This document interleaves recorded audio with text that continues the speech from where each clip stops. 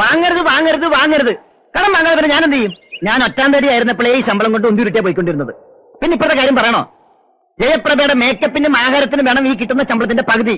ദോഷം പറയരുതല്ലോ. എന്റെ ജയലക്ഷ്മിക്ക് മേക്കപ്പിലും ആഹാരത്തിലും ഒരു ഭ്രമവുമില്ല. അവളുടെ വീക്കിനെസ് സാരി സിനിമയാണ്. ഓ, ഇപ്പോഴത്തെ സിനിമാ ടിക്കറ്റിന്റെ റേറ്റ് വെച്ച് നോക്കുമ്പോ ഞാൻ കൊട്ടകെ കൊടുത്ത കാശ് കൊണ്ട് ചെറിയൊരു ഹോട്ടൽ തുടങ്ങാമായിരുന്നു. പറഞ്ഞിട്ട് എന്താ കാര്യം? അവളുടെ അച്ഛൻ കല്യാണത്തിന് കൊടുത്ത ആഭരണങ്ങൾ മുഴുവൻ ബാങ്കിൽ നിന്ന് കണക്ക് പഠിക്കുക. അതാ ഞാൻ പറഞ്ഞത്, നമുക്ക് 3 പേർക്കും ധാരാളം കടങ്ങളുണ്ട്. ശരിയല്ലേ? ശരിയാണ്. നമ്മുടെ ഇപ്പോഴത്തെ വരുമാനം വെച്ച് ഈ കടങ്ങളൊന്നും അത്ര പെട്ടെന്ന് വീട്ടാൻ പറ്റില്ല. അതും ശരിയല്ലേ? വളരെ ശരിയാണ്. അതുകൊണ്ട് നമ്മുടെ തൊഴിൽ അഭിവൃദ്ധിപ്പെടുത്തണം. സുധാകരേട്ടൻ അവിടെ ഇവിടെയൊക്കെ പോയി കഞ്ഞിയും കറിയും വെച്ച് കൊടുക്കുന്നതിനേക്കാൾ സ്വന്തമായിട്ടൊരു ഹോട്ടൽ തുടങ്ങുന്നത് ലാഭമാവില്ലേ? സംശയമെന്ത്? 10 ഇരട്ടി ലാഭം. ഞാനൊരു ഓട്ടോമൊബൈൽ സ്പെയർ പാർട്ട് ഷോപ്പ് തുടങ്ങിയാൽ എനിക്കുണ്ടാവും മെച്ചം. അപ്പൊ ഞാൻ എന്ത് ചെയ്യും? സ്വന്തമായിട്ട് മുനിസിപ്പാലിറ്റി തുടങ്ങണം. ഞങ്ങളുടെ രണ്ടുപേരുടെയും ബിസിനസ്സിൽ തങ്കക്കൂട്ടിനെ കൂടെ ഞങ്ങൾ പാർട്ട്ണർ ആക്കും. മുനിസിപ്പാലിറ്റി എന്നുള്ള കാശും കിട്ടും, ഞങ്ങളുടെ ലാഭത്തിന്റെ വിഹിതവും കിട്ടും. ഇങ്ങനെ മനപ്പായസം കുടിച്ച് വയറ് വീർപ്പിക്കരുത്. ചെറിയ ഹോട്ടൽ, സ്പെയർ പാർട്സ് കട, ഇതൊക്കെ സ്വപ്നം കാണാൻ കൊള്ളാം. ഇതിന് പുത്തനാര് വരും? തോക്കിക്കയറി വെടിവെക്കരുത്. ഇന്നത്തെ അവസ്ഥയിൽ നമ്മളെ സാമ്പത്തികമായി സഹായിക്കാൻ ഒരാൾക്ക് കഴിയും. അതാരാ? നമ്മുടെ അമ്മായി അപ്പൻ സാക്ഷാൽ ശ്രീമാൻ അർജുനൻ പിള്ള. ചെന്ന് ചോദിച്ചാ മതി. പെട്ടി പറഞ്ഞ് എന്നെ എടുത്ത് തരും. കെട്ടായിട്ട്. കല്യാണം കഴിഞ്ഞിട്ട് ഒരു അണ്ടർവെയർ പോലും ഇതുവരെ മേടിച്ചു തന്നിട്ടില്ല. പിന്നെ നമ്മൾ നേരിട്ട് എന്ന് അമ്മാവനോട് കാശ് വെക്കണമെന്നല്ല പറഞ്ഞത്. പിന്നെ എങ്ങനെ? എഴുത്തയക്കണോ, കമ്പി അടിക്കണോ, അതോ കൊറിയർ പയ്യന്മാരെ പറഞ്ഞു വിടണോ? അതൊന്നും വേണ്ട. പിന്നെ നമ്മുടെ ഭാര്യമാരെ കൊണ്ട് ഈ വിഷയം അമ്മാവന്റെ മുമ്പിൽ അവതരിപ്പിക്കണം. എത്രയായാലും അവരങ്ങേരുടെ മക്കളല്ലേ. കാര്യങ്ങൾ പറഞ്ഞ് മനസ്സിലാക്കുമ്പോ അങ്ങേരുടെ മനസ്സ് അലിയാണ്ടിരിക്കില്ല. ഭാര്യമാരോട് പറഞ്ഞാൽ മതി. ഉടനെ ചെന്ന് ചോദിക്കില്ല. ചോദിപ്പിക്കണം. അതിനാദ്യം അവരെ കയ്യിലെടുക്കണം. സ്നേഹം കൊണ്ട് പൊതിയണം. ശ്വാസം മുട്ടിക്കണം.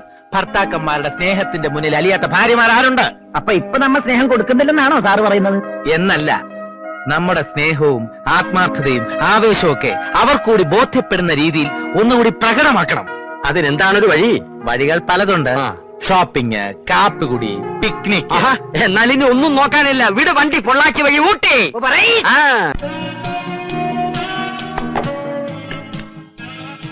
ഹോട്ടലിന് ഞങ്ങൾ പേര് നിശ്ചയിച്ചു കഴിഞ്ഞു. സുധാകര വിലാസം ഹോട്ടൽ ആൻഡ് ടീ ഷാപ്പ് എന്നിടണമെന്ന് പലരും പറഞ്ഞു. പക്ഷെ ഞാൻ വഴങ്ങിയില്ല. എന്റെ എല്ലാ ഐശ്വര്യങ്ങൾക്കും കാരണം എന്റെ ഭാര്യ ജയലക്ഷ്മി. അതുകൊണ്ട് ഹോട്ടൽ ജയലക്ഷ്മി എന്ന പേരിടാമെന്ന് തീരുമാനിച്ചു. സ്പെയർ പാർട്ട് ഷോപ്പിന് ജയശ്രീ ഓട്ടോമൊബൈൽ എന്നിടണമെന്ന് തീരുമാനിച്ചു കഴിഞ്ഞു. നീ വിഷമിക്കണ്ട. നിന്റെ പേരിലും എന്തെങ്കിലും ചെറുകിട വ്യവസായം തുടങ്ങാമെന്നാ ഇവര് പറയുന്നത്. പപ്പടത്തിനിപ്പോ ഭയങ്കര ഡിമാൻഡാണല്ലോ. പിന്നെ അതുകൊണ്ട് ജയപ്രഭ പപ്പടം പ്രൈവറ്റ് ലിമിറ്റഡ് എല്ലാം തുടങ്ങാം. പക്ഷെ ഇതിനൊക്കെ കാശ് വേണം. അതിന് നിങ്ങൾ വിചാരിക്കണം. അതിന് ഞങ്ങളുടെ കയ്യിൽ എവിടുന്ന കാശ്? അല്ല, അത് നിങ്ങളുടെ കയ്യിൽ നിന്ന് എടുക്കണമെന്ന് ആര് പറഞ്ഞു? ഞങ്ങൾ എന്തോ ചെയ്യും? ചോദിക്ക്. പറഞ്ഞു കൊടുക്ക തങ്കക്കുട്ട. ആണോ?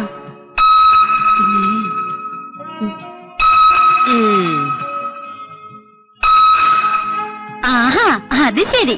കാളകള് വാല് പൊക്കുന്ന കണ്ടപ്പോഴേ ഞങ്ങൾക്ക് തോന്നി. അപ്പൊ ഇതിനാണ് ഞങ്ങളെ ഊട്ടിന്ന് പൊള്ളാച്ചിന്നൊക്കെ പറഞ്ഞ് ഇങ്ങോട്ട് വിളിച്ചോണ്ട് വന്നത് അല്ലേ? അതിനും കൂടിയാണ് എന്ന് പറയുന്നതാവും ശരി. അല്ല, ഞങ്ങൾ ഈ പറയുന്ന കാര്യങ്ങൾ ന്യായമല്ല എന്ന് നിങ്ങൾക്ക് തോന്നുന്നുണ്ടെങ്കിൽ, ഞങ്ങളുടെ സ്നേഹം ആത്മാർത്ഥമല്ല എന്ന് നിങ്ങൾക്ക് തോന്നുന്നുണ്ടെങ്കിൽ ഇത് അമ്മാവനോട് അവതരിപ്പിക്കണ്ട. അയ്യോ, എല്ലാ കാര്യത്തിനും ഞങ്ങൾ നിങ്ങളുടെ കൂടെ ഉണ്ടാവും. ഉറപ്പാണല്ലോ?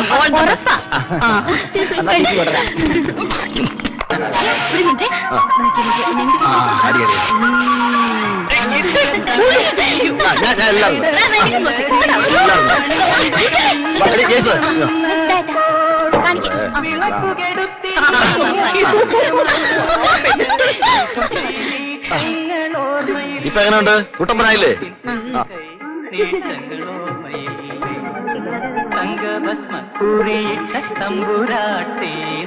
തിങ്കളാഴ്ച നോയമ്പെന്നു മുടക്കും ഞാൻ തിരുവില്ലാമലയിൽ നേരിട്ടു കൊണ്ടുവരും ഇളനീർ കൂടമിന്നുടക്കും. നിനക്കൊരു പാട്ട് പാടിക്കൂടെ?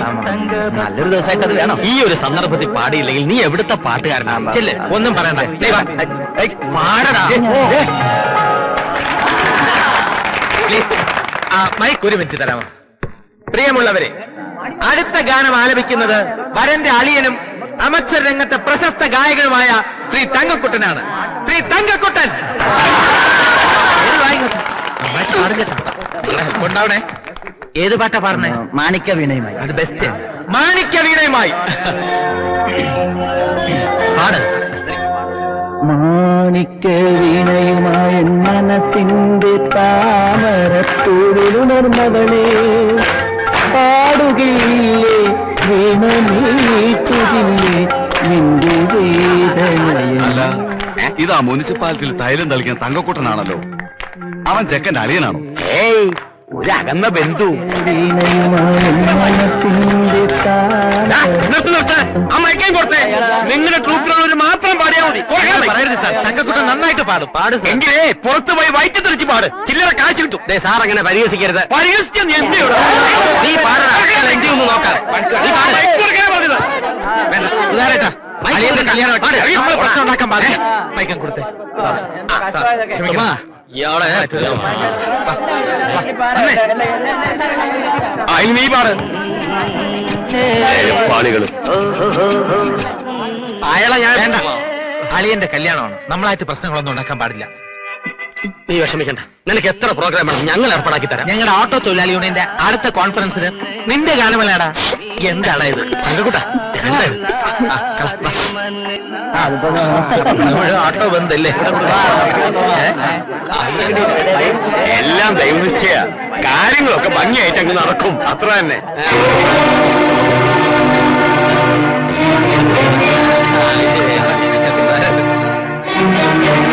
ഇതാരാ ഉമ്മാർ ഇപ്പൊ ഇവിടെ കയറ്റിയിട്ടാൻ പറഞ്ഞത്? ഇവരൊക്കെ ഞങ്ങളുടെ അടുത്ത സുഹൃത്തുക്കളാണ് സാറേ. ആണോ? സാധുക്കൾക്ക് കല്യാണം കഴിഞ്ഞ് സൗജന്യ സദ്യയുണ്ട്, അപ്പൊ ഇരുന്നാ മതി. സൗജന്യ സദ്യ തന്റെ അമ്മൂമ്മയ്ക്ക് അമ്മായിയമ്മയ്ക്ക് കൊണ്ടുകൂടെ? മാന്യമായിട്ട് സംസാരിക്കണം. ഇല്ലെങ്കിൽ താൻ എന്ത് ചെയ്യണോ? ക്ഷമിക്കുന്നതിനെതിരെ അതിലുണ്ട്. ഞങ്ങൾക്ക് വേണ്ടി വളർന്നാക്കണ്ട സാറേ. ഞങ്ങൾ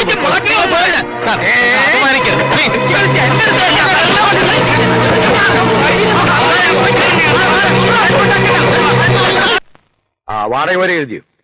വാടക, തേങ്ങ വിറ്റത്, തേങ്ങ, റബ്ബറിന്റെ ഡാഡി മതി.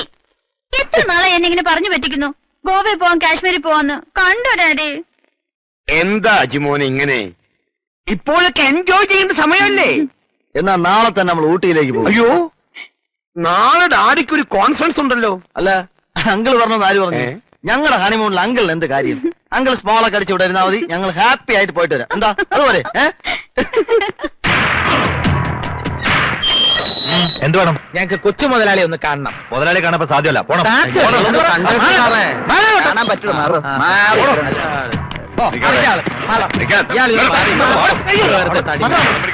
എന്താ എന്താ അവിടെ ഒരു ബഹളം? കണ്ടേ പോവും. അല്ല, വരണം വരണം. എന്റെ പുന്നാരളിയന്മാർക്ക് എന്താ വേണ്ടത്? കുടിക്കാൻ ജ്യൂസ് എടുക്കട്ടെ? അച്ചി വീട്ടിലെ ജ്യൂസ് നീ തന്നെ അങ്ങ് ജ്യൂസ് ചെയ്യാൻ മതി. കണ്ടവന്റെ വീട്ടിലെ ജ്യൂസിനെക്കാളും സ്വന്തം വീട്ടിലെ കഞ്ഞിവെള്ളമാണോ ഞങ്ങൾക്ക് ഇഷ്ടം. അളിയനൊന്നും ഞാൻ നോക്കില്ല. ഓ, അല്ലെങ്കിൽ പിന്നെ വലിയ മമതയല്ലേ അളിയന് ഞങ്ങളോട്? ഓഹോ, എന്നെ നാട്ടിക്കാൻ സംഘം ചേർന്ന് ഇറങ്ങിയിരിക്കണല്ലേ? ഒരിക്കലുമല്ല.